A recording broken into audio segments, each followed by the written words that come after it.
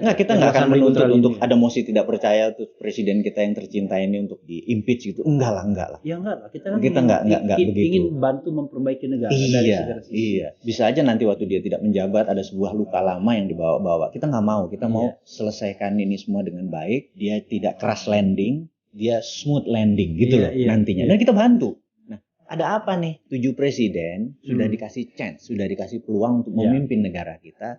Berapa menteri keuangan sudah dikasih peluang untuk memimpin negara kita. Kemudian berapa menteri ekonomi yang sudah memimpin negara kita. Kok kita belum bisa menjadi negara superpower? Tetapi kita tantang nih teman-teman kita yang mau 2024 mau jadi nih, Mas Ganjar. Nuwun sewu, Indonesia bisa 10.000 nggak GDP-nya di bawah lu?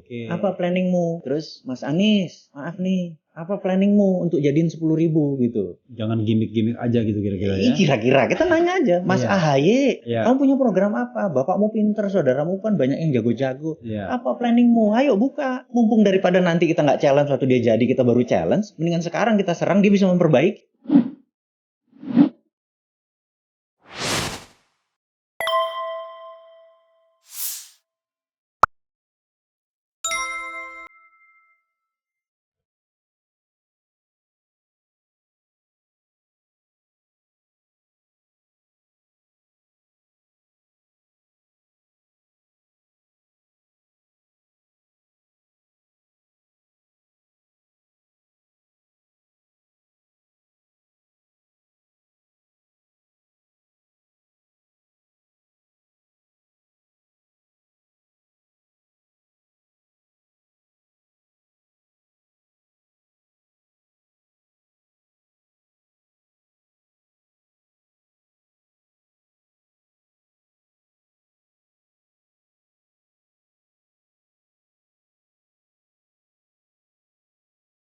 Ya, teks amnesti yang 1 dan 2 itu ternyata belum terbukti bisa mengembalikan uang itu. Belum terbukti bisa ada benefit tambahan dari uang yang ada di tangan tadi.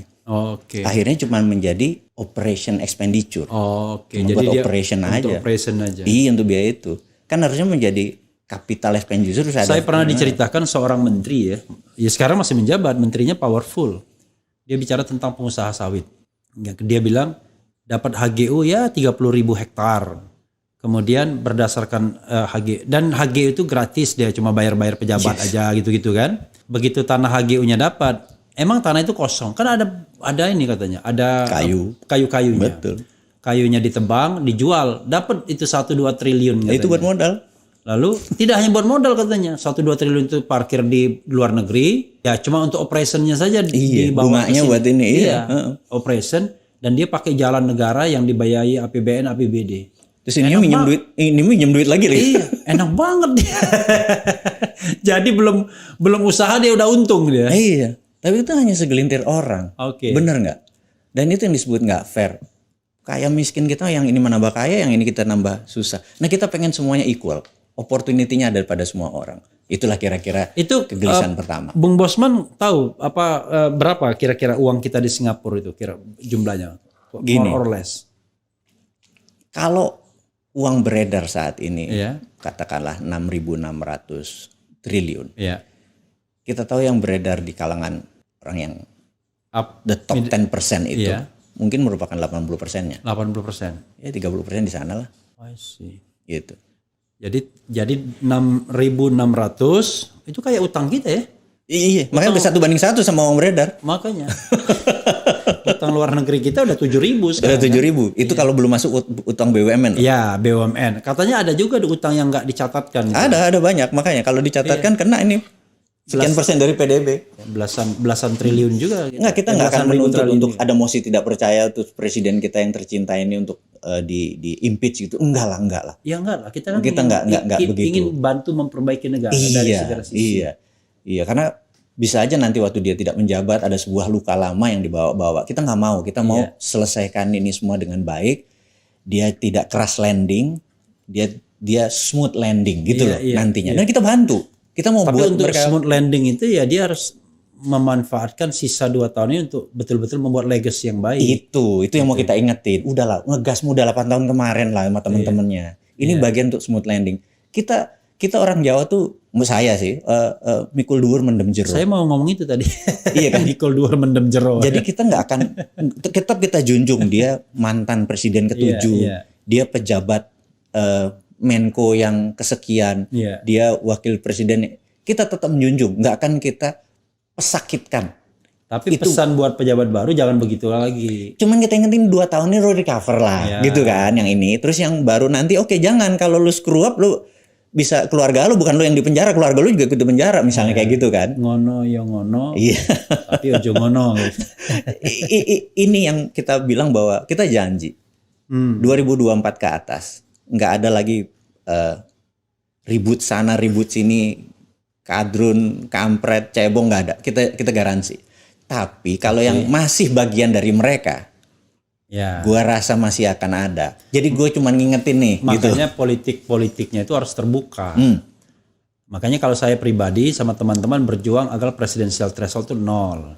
Maksudnya biar calon presiden itu tidak lagi di peta kompli cuma 2 saja. Iya. Sebenarnya bisa 1, cuma karena regulasi tidak memungkinkan 1, makanya akhirnya 2. Atau gini deh, ini kan lagi sering yang ada namanya talent scout. Jadi ada American Got Talent gitu ya contohnya. Kenapa enggak misalnya gini, PDIP sudah punya calon, Mbak Puan. Ya udah, PDIP mencari wapres, konvensi. Konvensi.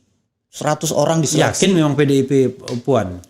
Ini contoh. Oh contoh ya baru ya. Kan semua udah punya jagonya untuk nomor 1. Udah nomor 2 ada konvensi. Jadi kalau ada konvensi dari 100 diseleksi, yang 15 masuk ke tahap nasional. Itu kan terjadi duel ide kan. Konsep, ide, strategi segala macam. Ini kan bisa nonton PDIP-nya. Nah itu kalau gue maju kalau ada kayak gitu. Iya. Gitu. Terus nanti besoknya, wah AHY adalah calon tunggal dari Demokrat. Udah, Demokrat get talent untuk wakil presiden. Nah, konvensi-konvensi ini kan ratusan orang diseleksi gitu.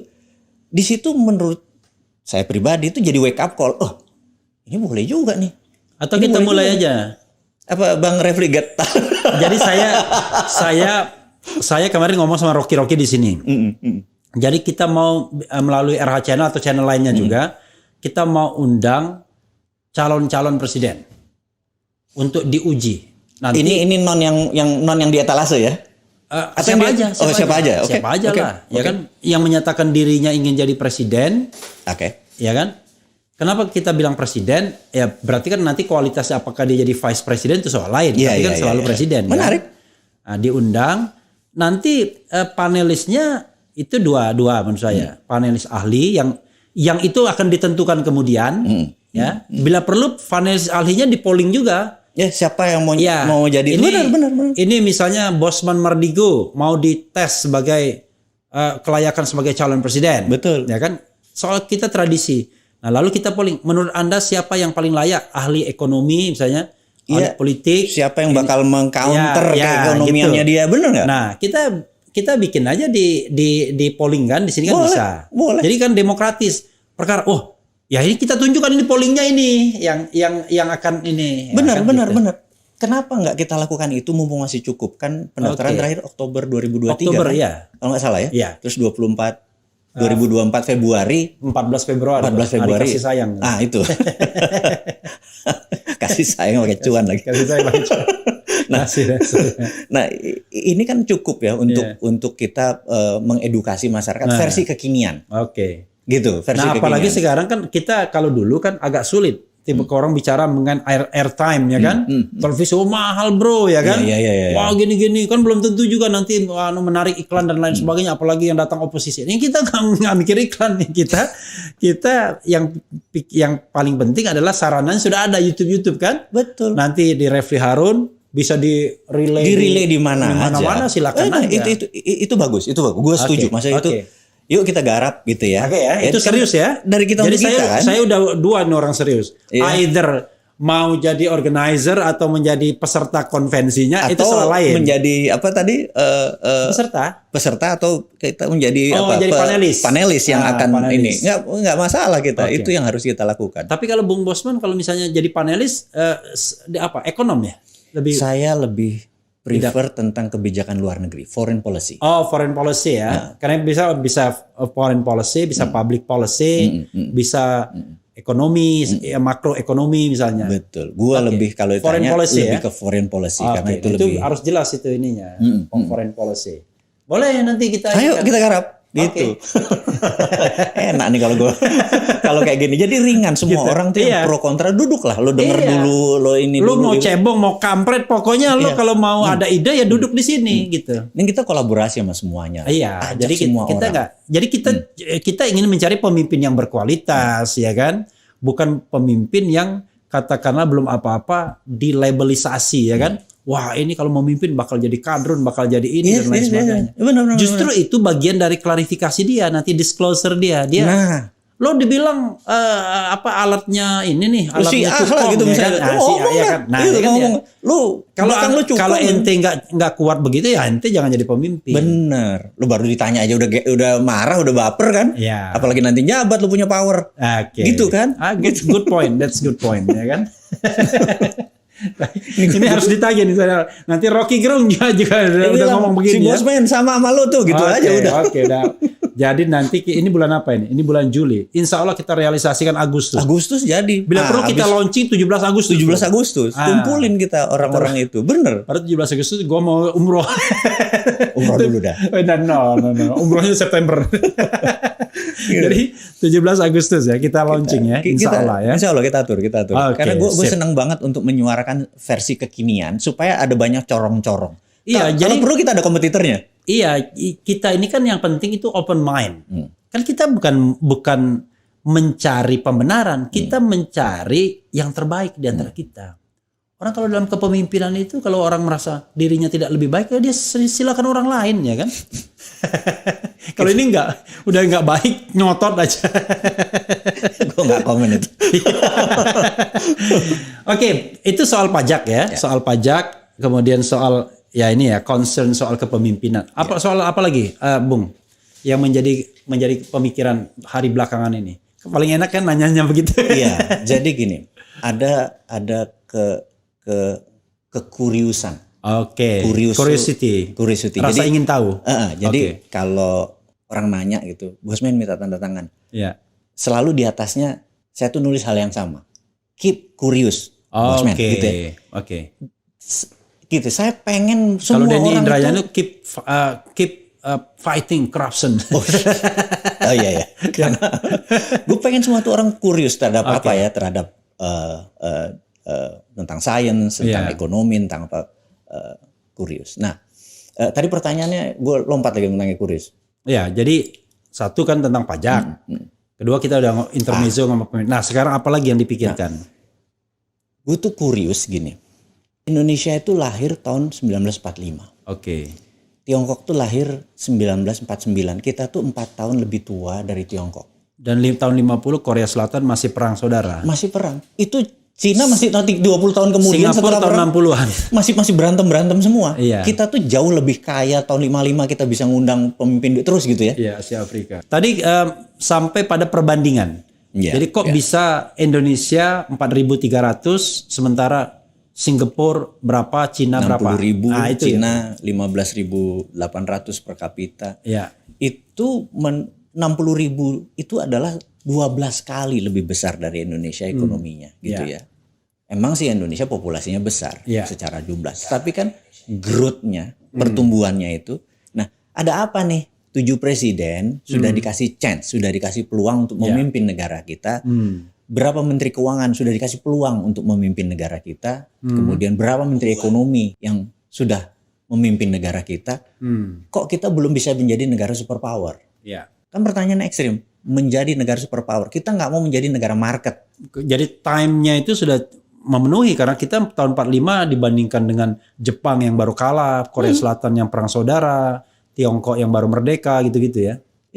Gimana jawabnya? Iya. Nah, ini yang kita mau tantang atau mau challenge. Anggap yang pejabat kita yang saat ini menjabat tinggal 2 tahun lagi. Ya wes, kamu ngerapiin supaya smooth landing, bener nggak? Oke. Tetapi kita tantang nih teman-teman kita yang mau 2024 mau jadi nih. Mas Ganjar, Nyuwun sewu, Indonesia bisa 10.000 nggak GDP-nya di bawah lo?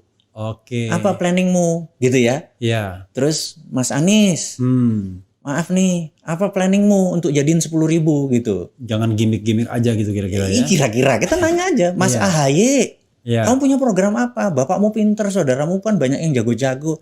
Apa planningmu? Ayo buka. Mumpung daripada nanti kita nggak challenge waktu dia jadi kita baru challenge, mendingan sekarang kita serang, dia bisa memperbaiki. Serang tuh serang positif ya, bukan serang negatif ya. Kita kasih kritik yang membangun dan lain sebagainya. Nah, hal-hal seperti ini kita, Om Prabowo, ayo Anda udah 70 sekian loh nanti. Apa nih?